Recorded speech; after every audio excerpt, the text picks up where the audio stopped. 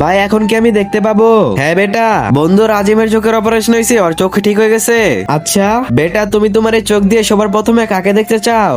ভাই আমি আমার এই চোখ দিয়ে সবার প্রথমে আমার ওই বন্ধুকে দেখতে চাই, যে ছোটবেলায় আমার খেয়াল রেখেছে, ও আমার সাথে ছিল। বেটা তুমি কি ওকে চিনতে পারবে? কারণ তোমার 3 বছর পর চোখ ফিরে এসেছে। ভাই আমি ওর নিঃশ্বাস দেখেই চিনতে পারবো। বেটা এখন আস্তে আস্তে তোমার চোখ খোলো।